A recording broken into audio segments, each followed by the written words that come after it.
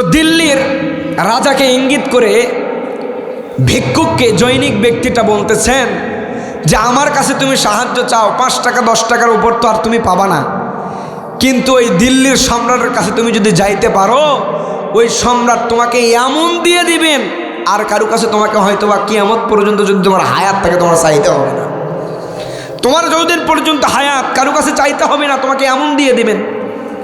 তো ভিক্ষুক এখন বলতেছে, ভাই রাজার দরবারে কি সবাই যেতে পারে?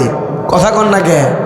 বলতেছে প্রধানমন্ত্রীর কাছে কি আমার যাওয়ার কি সেই ক্ষমতা আছে? ভাই আমি একজন ভিক্ষুক মানুষ, তার কাছে ধারের পাশেও তো আমি যেতে পারবো না। তো এখন জৈনিক ব্যক্তিটি বলতেছেন, এই ভিক্ষুক, যেই সম্রাটের কথা তোমাকে বলতেছি এটা যেমন তেমন কোনো সম্রাট নয়, এর কাছে রাজা মন্ত্রী ধনী গরিব ভিক্ষুক সবের কাছে এক, তার সঙ্গে দেখা করার জন্য যাই যায় তার সঙ্গেই সম্রাট দেখা করে ফেলে। বলেন না সুবহানাল্লাহ। ভিক্ষুক এই কথা শুনে আর দেরি করলেন না, সঙ্গে সঙ্গে দিল্লির সম্রাটের কাছে ভিক্ষুকটা চলে গেলেন। দিল্লির সম্রাটের কাছে ভিক্ষুকটা পৌঁছার পরে দেখলেন দিল্লির সেই সম্রাট নামাজ আদায় করতেছেন। নামাজ আদায় করার পরে 2 হাত আসমানের দিকে তুলাইয়া দোয়া করতেছেন। দিল্লির সম্রাটের দিকে চেয়ে চেয়ে দেখতেছেন, এরকম করে আসমানের দিকে হাত তুলে দোয়া করতেছেন, চোখ বেয়ে বেয়ে পানি পড়তেছে, আর গুনগুন গুনগুন করে কি যেন তার কাছে চাইতেছে। ভিক্ষুক মনে করলেন এত বড় একটা সম্রাটের, এত বড় একটা রাজ্যের সে সম্রাট, এত নামি দামি লোকটি বলল অনেক ধনী মানুষ, অনেক কিছু তার আছে, তার কাছে মানুষ যাইলে কাউকে খালি হাতে ফিরাইয়া দেয় না, কাউকে খালি হাতে ফিরাইয়া দেয় না, তার কাছে যে যায় এমন কিছু দান করে যতদিন পর্যন্ত হায়াত আছে তার অন্যর কাছে আর সাহায্য চাইতে হবে না। ভিক্ষুক লক্ষ্য করে দেখলেন 2টা হাত আসমানের দিকে তাকাইয়া সম্রাট যেন 2টা হাত আসমানের দিকে উত্তোলন করে কান্না করতেছেন, আর কি যেন চাইতেছে। ভিক্ষুক দেখে অবাক হয়ে গেলেন, এত বড় দিল্লির একজন তিনি সম্রাট, কার কাছে এমন হাত তুলে সে চাইতেছে, কে এমন কার কাছে চায়?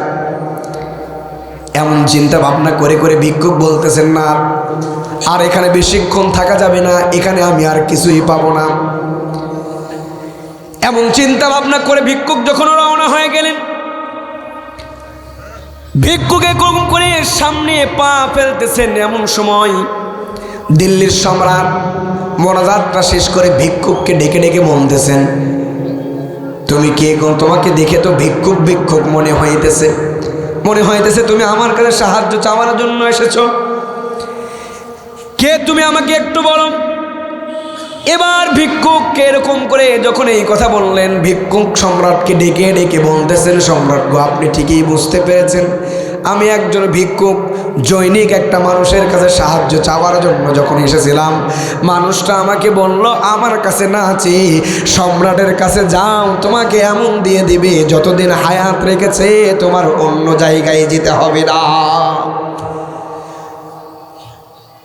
সম্রাট এখন বললেন, বলো তোমার কি প্রয়োজন? ভিক্ষুক সম্রাটকে ডেকে ডেকে বলতেছেন, সম্রাট রে, আমার আর কোনো কিছুর প্রয়োজন নাই। এবার সম্রাট ভিক্ষুককে ডেকে ডেকে বলতেছেন, কেন তোমার প্রয়োজন নাই? এবার ভিক্ষুক বললেন, আমি আসলাম যখন আপনার কাছে আসার পরে আমি লক্ষ্য করে দেখলাম, আমি তো আপনার কাছে সাহায্য নেওয়ার জন্য এসেছি, কিন্তু এসে আমি উল্টো দেখলাম আপনি 2 হাত আসমানের দিকে তুলাইয়া কার কাছে যেন কান্না করে করে সাহায্য চাইতেছে। ও সম্রাট, এই দৃশ্যটা যখন আমি দেখলাম আমার মেধাটা খুলে গেল। আমি দুনিয়ার কোন মানুষের কাছে আর চাইব না, দুনিয়ার কোন মানুষের কাছে সাহায্য চেয়ে কোনো লাভ নাই। আপনি এত বড় দিল্লির একজন সম্রাট হয়ে, এত সম্পত্তির মালিক হয়ে, এত বড় ক্ষমতাবান হয়ে যার কাছে চাইলেন, আমি আজকে আপনাকে ওয়াদা দিয়ে গেলাম সেই আল্লাহর কাছে গিয়ে আমি আজকে থেকে চাইব। সুবহানাল্লাহ কইতে কষ্ট হয় ভাই, জোরে কর না সুবহানাল্লাহ। ভিক্ষুক সঙ্গে সঙ্গে সম্রাটকে বলল, গো সম্রাট, টাকা পয়সার তো আপনার অভাব নাই, সম্পদের অভাব নাই, ক্ষমতার অভাব নাই, কিন্তু আপনার কাছে এসে দেখলাম এত কিছু থাকার পরেও আপনি এমন একজন মানুষের কাছে সাহায্য চাইতেছেন, ওই মানুষের কাছে সাহায্য না চেয়ে আপনার কাছে সাহায্য চাওয়া মানে সব চাইতে আমার বোকামি। ওই ভিক্ষুকের মেধাটা খুলে গেল, সঙ্গে সঙ্গে ভিক্ষুকটা চলে গেলেন। যাওয়ার পরে ভিক্ষুকটা তওবা করে নিলেন, আল্লাহর কাছে কোনো বান্দা যদি নত হয়ে সাহায্য চাইতে পারে তাহলে আল্লাহ দিবেন কি দিবেন না? দিল্লির সম্রাটের কোনো কিছুর অভাব ছিল ভাই? কথা বলে অভাব ছিল? এত বড় একটা মহল করে গিয়েছেন, কত সুন্দর করে গিয়েছেন। ইতিহাসের পাতায় দেখতে গেলে তার সেই মহলের কথা আসে। সেই সম্রাট এত সম্পদের মালিক, তারপরেও আল্লাহর কাছে চেয়েছেন। তাহলে আমাদের সম্পদ থাকলেও আল্লাহর কাছে চাইব, না থাকলেও আল্লাহর কাছে চাইব, পারবেন তো ইনশাআল্লাহ? তাহলে যে বিষয় আলোচনা হইতেছিল নামাজ, তাহলে সর্বপ্রথম আলোচনার বিষয়, সমাজের ভিতরে আমাদের দ্বীনকে প্রতিষ্ঠিত করতে হবে। কি করতে হবে? কথা বলেন। সমাজের ভিতরে যদি দ্বীন প্রতিষ্ঠিত হয়ে যায় তাহলে সমাজের ভিতরে আর কোনো পাপাচার মানুষ থাকবে না, কোনো গুনাহগার মানুষ থাকবে না। আল্লাহ পাক রব্বুল আলামিন সূরাতুল বাইয়িনার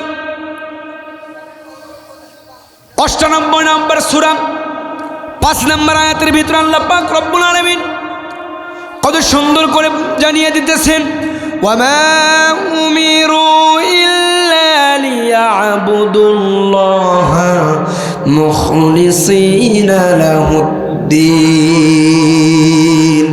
হুনাফা ওয়া ইউকিমুস সালাতা ওয়া ইউতুজ যাকাতা ওয়া যালিকা দীনুল কাইয়্যিমা।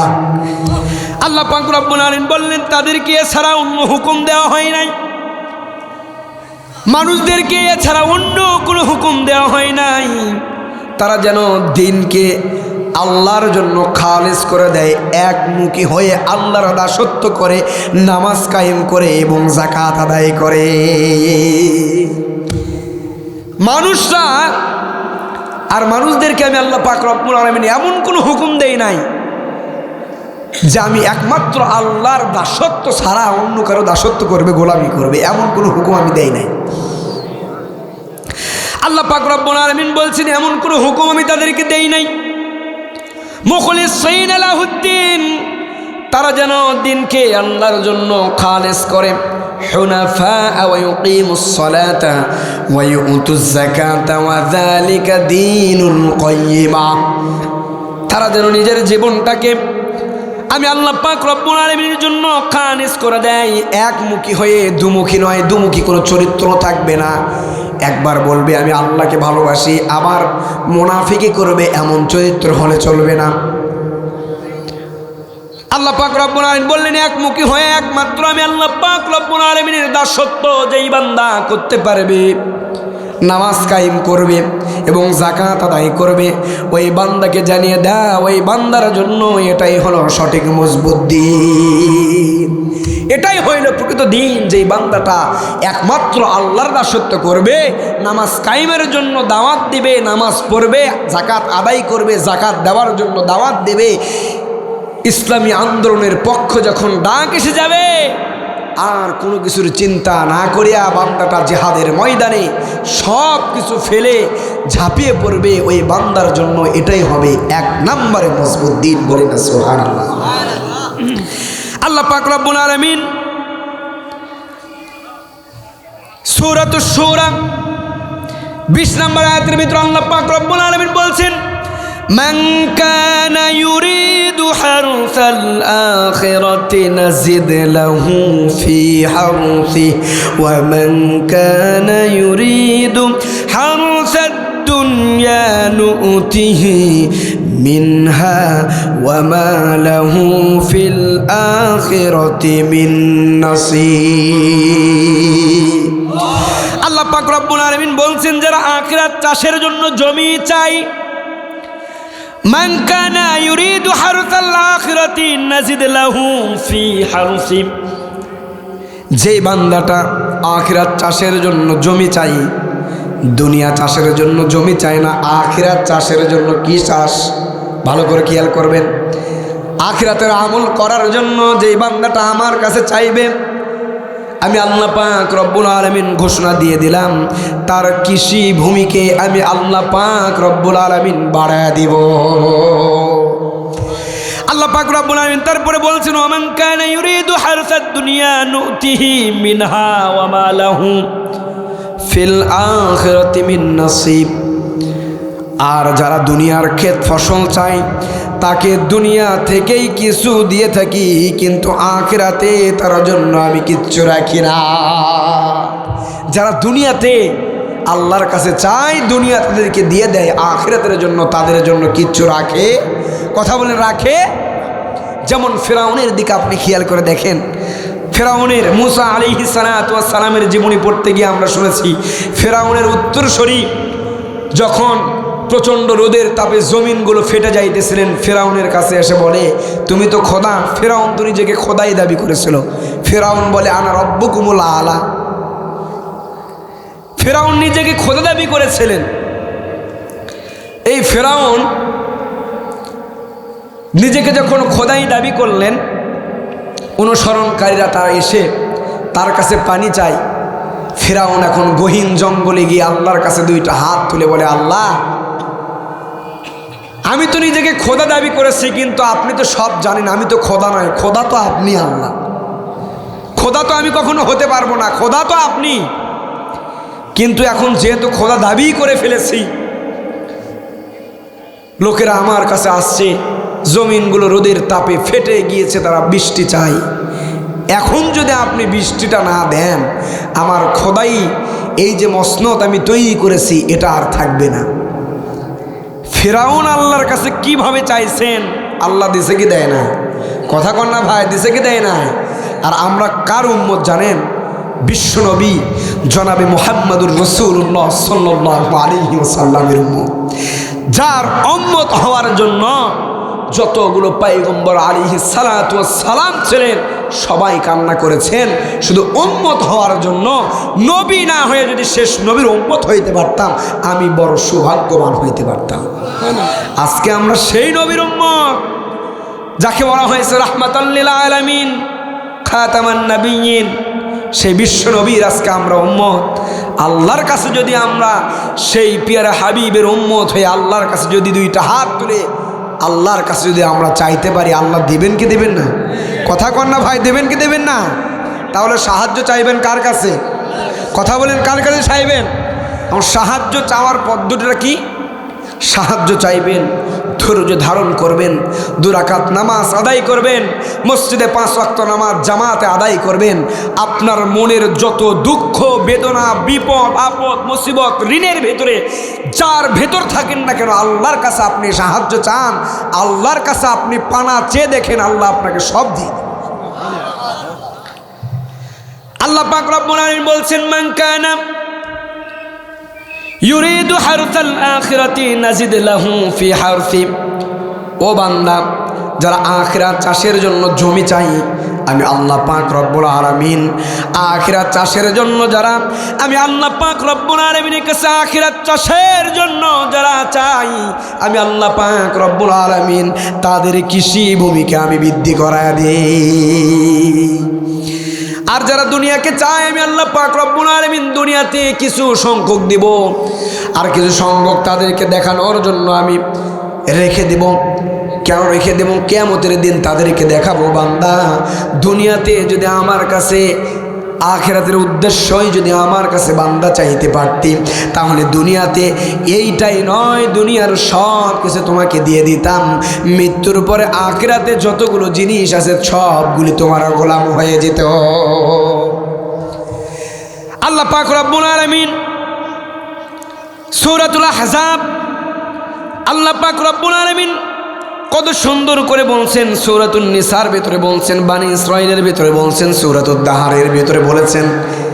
আল্লাহ পাক রব্বুল আলামিন এবার বলতেছেন সূরাতুল বাকারার 207 নম্বর আয়াত, ওয়া মিনান নাসি মান ইয়াশরি নাফসাহু ইবতিগা মারদাতিল্লাহ ওয়াল্লাহু রাউফুম বিল ইবাদ।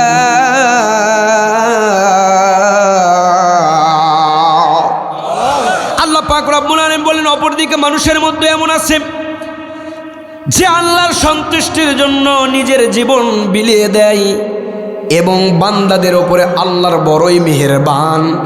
যে বান্দাটা আল্লাহর সন্তুষ্টির জন্য নিজের জীবনটাকে বিলিয়ে দিতে পারে, আল্লাহ পাক রব্বুল আলামিন বলছেন, বান্দা আমি এত বড় মেহেরবান, সঙ্গে সঙ্গে আমার রাস্তায় আমার জন্য নিজের জীবনটা বিলিয়ে দিলাম, মানে সঙ্গে সঙ্গে শহীদি মর্যাদা আমি আল্লাহ পাক রব্বুল আলামিন তোমাকে দিয়ে দিব।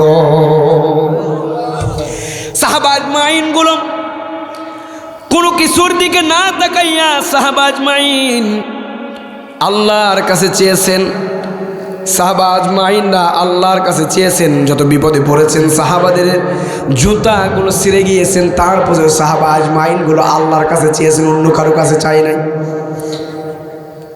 সাহাবা আজমাইনদের ঘরের ভিতরে খানা নাই, খাবার নাই,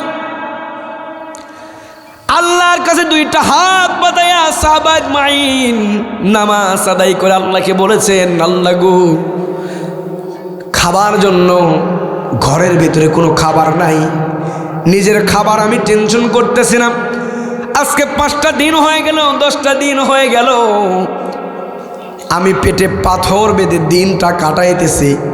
ওগো আল্লাহ, ঘরে আমার ছোট্ট ছোট্ট বাচ্চা আছে, ক্ষুধার জ্বালায় তারা চিৎকার করে কান্না করতেছে, ক্ষুধাগুলো সহ্য করতে পারি না। আমার নিজের বিবিটা না খেয়ে থেকে থেকে বুকের দুধগুলো একেবারে শুকিয়ে গিয়েছে, শেষ হয়ে গিয়েছে, স্তনে তার কোনো দুধ নাই। বাচ্চাগুলো খাওয়ার জন্য হাউমাউ করে কান্না করতেছে। আল্লাহ, আমার জন্য চাই না, আমার বাচ্চাদের জন্য আপনি একটু রিজিকের ফয়সালা করায়া দেন। আল্লাহ দিছে কি দেয় নাই? কথা বলেন, দিছে কি দেয় নাই? আরে ভাই, সমাজের ভিতরে না খেয়ে কেউ মারা গেছে, কথা কর, না খেয়ে কেউ মারা গেছে। আল্লাহ পাক রব্বুল আলামিন বান্দাদেরকে দুনিয়াতে যখন পাঠিয়ে দিয়েছেন, পরিপূর্ণ রিজিক দিয়ে আল্লাহ পাক রব্বুল আলামিন বান্দাদেরকে দুনিয়াতে পাঠিয়ে দিয়েছেন।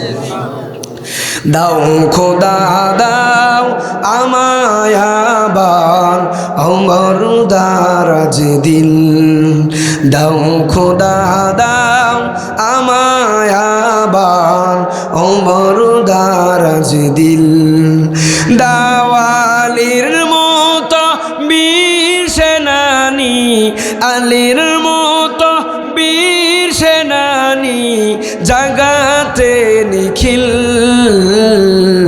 দাও খোদা দাও আমায় আবার ওমর দারাজ দিল, হামজাকে দাও ঘরে ঘরে জীবন দিতে অকাতরে, হামজাকে দাও ঘরে ঘরে জীবন দিতে অকাতরে, আমার কাবা ভাঙতে এলে, বলেন, আমার কাবা ভাঙতে এলে পাঠাও আবাবিল, দাও খোদা দাও আমায় আবার ওমর দারাজ দিল, দাও খোদা দাও আমায় আবার ওমর দারাজ দিল। সম্মানিত ভাইয়ের আমার, খারাপ লাগে? কথা বলেন, খারাপ লাগে? চলবে? কতক্ষণ চলবে? কতক্ষণ? এই গ্রামের লোক কিন্তু ভালো না, একটা হাত করে দিবি না ভাই, আমার পরে তো বক্তা আছে, আমি তো পিস পামার টান দিয়ে চলে যাবো, আমরা কয় পারবেন না। প্রধান বক্তা আসলে আমার আর টাইম আছে, কথা কন ভাই, টাইম আছে। প্রধান বক্তা হলে আমাকে ব্যাটারির চার্জ শেষ। আল্লাহ পাক রব্বুল আলামিন যেই নামাজের যেই পয়েন্টে কথা বলতেছিলাম, নামাজের উপরে কথা বলে শেষ করে দেব ইনশা। কারণ সমাজের ভিতরে নামাজি লোকের খুব অভাব। কথা কন, নামাজি লোকের অভাব সমাজের ভিতরে। মানুষ যদি নামাজি হইতো তাহলে কোনো আর টেনশন থাকতো? কথা বলেন, টেনশন থাকতো? আজকে সমাজের ভিতরে মানুষ নামাজি না, যার কারণে টেনশন। আজকে মানুষগুলো আল্লাহর সৎ কাজ ছেড়ে, আল্লাহর উপরে ঈমান ছেড়ে দিয়ে অন্য কারো দাসত্ব করতে শুরু করেছে, গোলামি করতে শুরু করেছে। মানুষগুলো আজকে আল্লাহর গোলামি করতে পারে না। আল্লাহ পাক রব্বুল আলামিন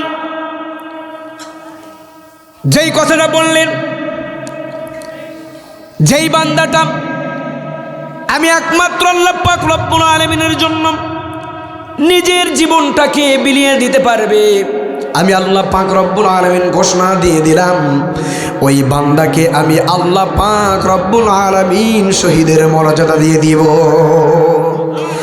আল্লাহ পাক রব্বুল আলামিন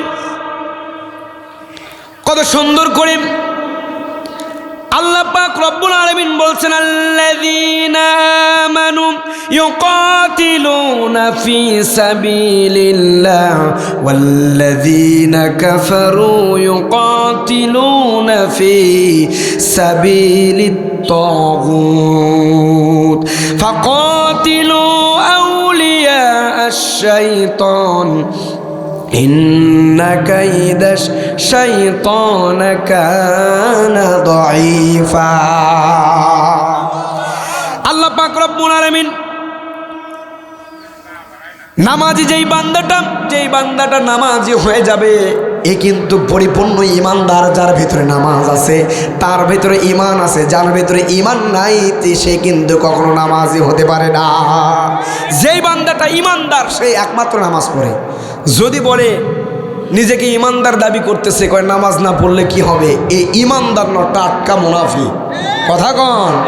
কারণ একজন নামাজি, একজন ঈমানদার আর একজন মুমিন আর একজন কাফেরের ভিতরে পার্থক্য হইল নামাজ। একজন মুমিন আর কাফেরের ভিতরে পার্থক্য কি? কথা বলে, একজন মুমিন আর কাফেরের ভিতরে পার্থক্য হইল নামাজ।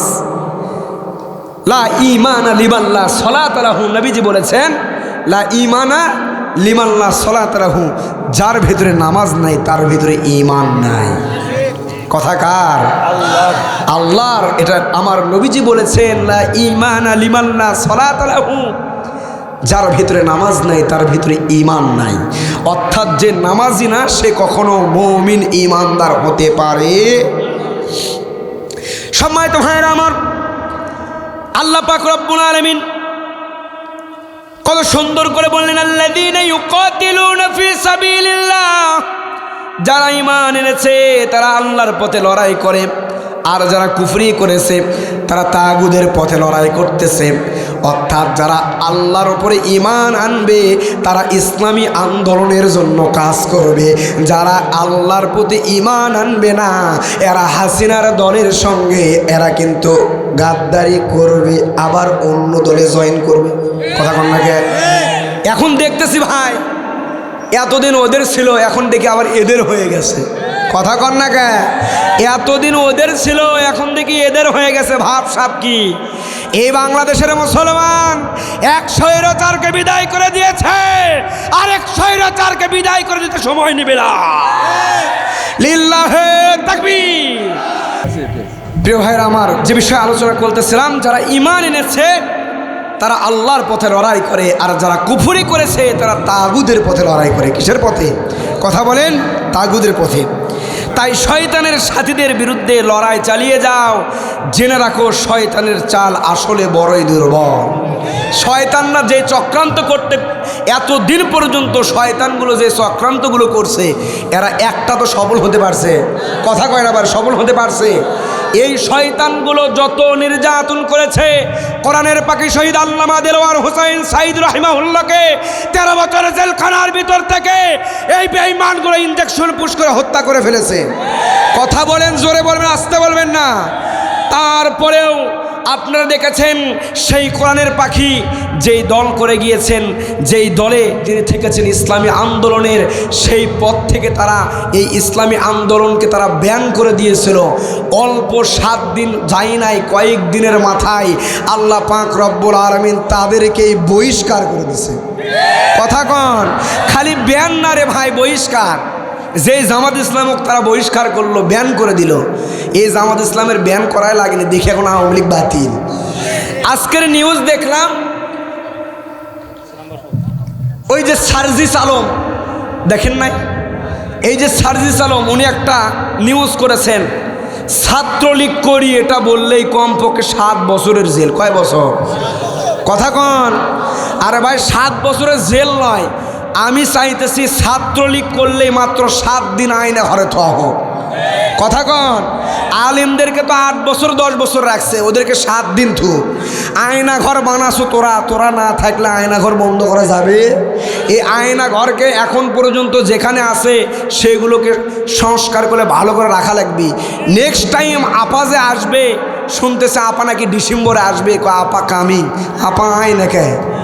আপা আসার সঙ্গে সঙ্গে আমাদের কোনো আপত্তি নাই ভাই, আসবে, আয়না ঘরে থাকবে। কথা কন।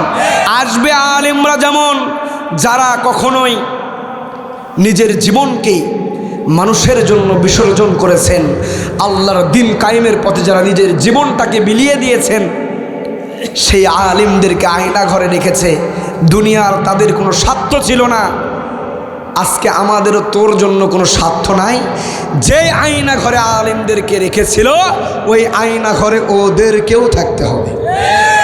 তাহলে যাই যে বিষয়ে আলোচনা করতেছিলাম, আল্লাহ পাক রব্বুল আলামিন বলছেন, সমাজে যখন ইসলামটা কায়েম হয়ে যাবে, বিজয় হয়ে যাবে, তখন তারা যেন কি করে সমাজের ভিতরে নামাজটা কায়েম করে দেয়। বলেন না সুবহানাল্লাহ। আল্লাহ পাক রব্বুল আলামিন ঈমানদারদের বলতে গিয়ে আল্লাহ পাক রব্বুল আলামিন বলেছেন, ইয়া আইয়ুহাল্লাযীনা আমানু লিমা তাকুলুনা মা লা তাফআলুন।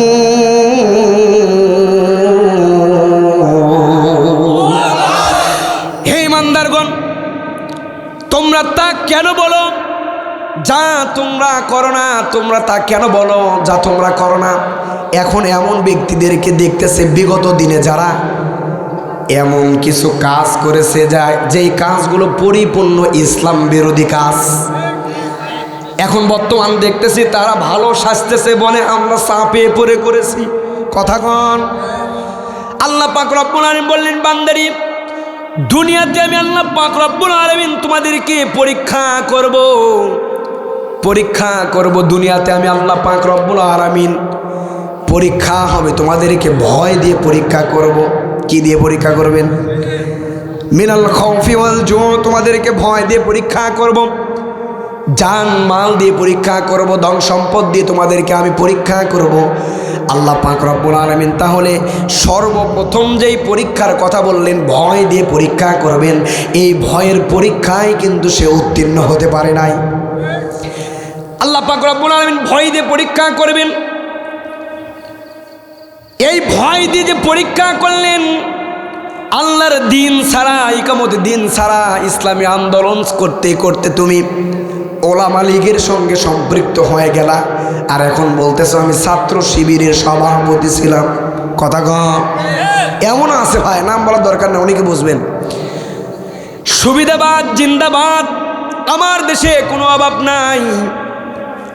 হাজার হাজার বৃদ্ধ আলিমগুলো, হাজার হাজার ইসলামী আন্দোলনে বৃদ্ধ মানুষগুলো একের পর এক, দিনের পরে দিন জেলখানায় যেন তাদের জন্য ঘর হয়ে গিয়েছিল। এমন একটা অবস্থা এসে গিয়েছিল। এই অবস্থায় এখন পর্যন্ত কোনো সংশোধন আমরা দেখতে পারতেছি না। ঠিক আগের মতো এখনো দেখতেছি আরেক দলদেরকে, এক দল বিদায় নিয়েছে, আরেক দলদের দেখতেছি এমন অবস্থা হয়ে গেছে। তার কাছে যদি আমরা সাহায্য চাইতে যাই, নামাজের মাধ্যমে তার কাছে আমাদের সাহায্য চাইতে হবে। তাহলে যে বিষয়ে কথা হইতেছিল যে একজন মুমিন আর একজন কাফেরের ভিতরে পার্থক্য হইল, 1 নম্বরে পার্থক্য সেটা হইল কি? নামাজ। কথা বলেন কি? একজন মুমিন আর একজন কাফেরের ভিতরে পার্থক্য হইল নামাজ। যার ভিতরে নামাজ নাই তার ভিতরে ঈমান নাই। আপনি ঈমানদার হতে গেলে আপনাকে নামাজি হতে হবে। নামাজি ছাড়া আপনি কখনো ঈমানদার হতে পারবেন? কথা বলেন, পারবেন? আল্লাহ পাক রব্বুল আলামিন সূরাতুল বাকারার 277 নম্বর আয়াত আল্লাহ পাক রব্বুল আলামিন কত সুন্দর করে জানিয়ে দিলেন, ইন্নাল্লাযীনা আমানু ওয়া আমিলুস সালিহাতি ওয়া আকামুস সালাতা ওয়া আতুজ যাকাতা লাহুম আজরুহুম ইনদা রাব্বিহিম ওয়ালা খাউফুন আলাইহিম ওয়ালা হুম ইয়াহজানুন।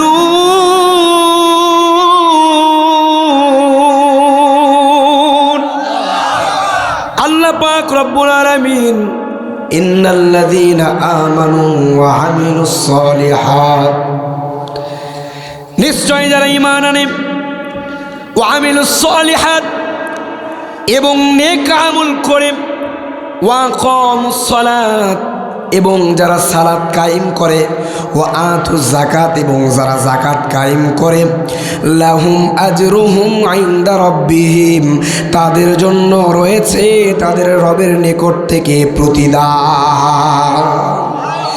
আল্লাহ পাক রব্বুল আলামিন বলে, ওয়ালা খাউফুন আলাইহিম ওয়ালা হুম ইয়াহজানুন।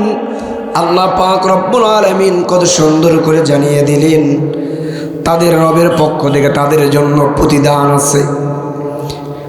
আল্লাহ পাক রব্বুল আলামিন বললেন, যারা ঈমান আনবে, নেক আমল করবে, সালাত কায়েম করবে, আর যারা যাকাত কায়েম প্রদান করবে, আমি আল্লাহ পাক রব্বুল আলামিন তাদের জন্য সুসংবাদ দিয়ে দিলাম, তাদের জন্য আমি আল্লাহ পাক রব্বুল আলামিন প্রতিদান দিয়ে দেব। ওয়ালা খাউফুন আলাইহিম ওয়ালা হুম ইয়াহজানুন। আর তাদেরকে এ কথাও জানিয়ে দেন তাদের কোনো ভয় নাই, তাদের কোনো চিন্তা করতে হবে না। যারা নামাজ আদায় করবে, সালাত যারা কায়েম করবে, তাদের কোনো ভয় থাকবে না। বলেছেন কে? জোরে বলেন, বলেছেন কে? আল্লাহ পাক রব্বুল আলামিন বলেছেন, যারা সমাজের ভিতরে সালাত কায়েম করবে, যারা সালাতটা যারা কায়েম করবে, নামাজ যারা আদায় করবে, যাকাত যারা প্রদান করবে, নেক আমলের কাজগুলো যারা করবে, ঈমান আনবে একমাত্র কার উপরে? কথা বলেন, কার উপরে ঈমান আনবে? একমাত্র আল্লাহর উপরে যারা ঈমান আনয়ন করবে, একমাত্র আল্লাহর উপরে ঈমান আনয়ন করার পরে যেই বান্দারা নেক আমল, এই নেক কাজগুলো, ভালো কাজগুলো করবে, নামাজ আদায় করবে, যাকাত প্রদান করবে, আমি আল্লাহ পাক রব্বুল আলামিন জানিয়ে দিলাম তাদের কোনো ভয় থাকবে না, তাদের কোনো চিন্তা করার দরকার নাই। আল্লাহ পাক রব্বুল আলামিন নামাজ এতটা সহজ করে দিয়েছেন। আল্লাহ পাক রব্বুল আলামিন রমজান মাসে যেই রোজা দিলেন, এই রোজাটাও আমাদের জন্য সহজ করে দিয়েছেন। আল্লাহ পাক রব্বুল আলামিন বলছেন, রমজান মাসে যারা রোজা থাকবে, আমি আল্লাহ পাক রব্বুল আলামিন ওই বান্দাকে রমজানের রোজা রাখা মানে রোজা একমাত্র আমি আল্লাহর খুশির জন্যই রাখবে। আর রোজা রাখা হইল মানে আমি আল্লাহ পাক রব্বুল আলামিনকে রাজি খুশি করার জন্য যেই বান্দারা রোজা রাখবে, আমি আল্লাহ পাক রব্বুল আলামিন ওই বান্দাকে প্রতিদান প্রতিফল আমি নিজেই জান্নাতের ভিতরে দিয়ে দিব। আল্লাহ পাক রব্বুল আলামিন নামাজ আমাদের জন্য কত সহজ করে দিয়েছেন। আল্লাহ পাক রব্বুল আলামিন নামাজ কতটা সহজ করে দিয়েছেন। আপনি অসুস্থ হয়ে গিয়েছেন, দাঁড়িয়ে দাঁড়িয়ে আপনি নামাজ আদায় করতে পারেন না। আল্লাহ পাক রব্বুল আলামিন বলেন ফাইদা কাদাইতুমুস সালাতা ফাযকুরুল্লাহা কিয়ামান ওয়া কুউদান ওয়া আলা জুনুবিকুম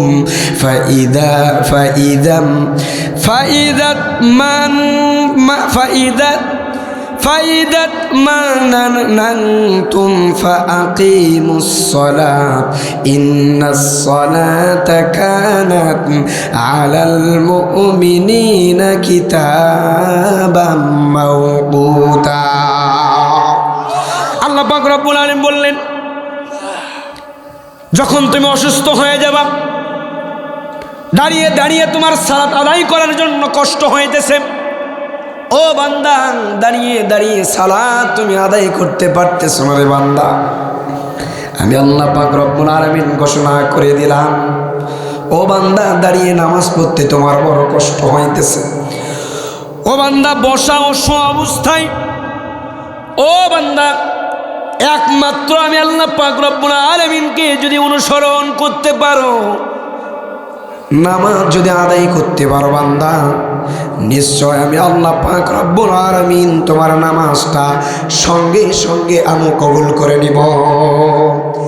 এবার মুসাফির অবস্থায় আপনি চলে আসেন সংক্ষিপ্ত করে বলতেছে আপনি মুসাফির হালতে আল্লাহ পাক রব্বুল আলামিন মুসাফিরদের জন্য নামাজ 50% মওকুফ করে দিয়েছেন।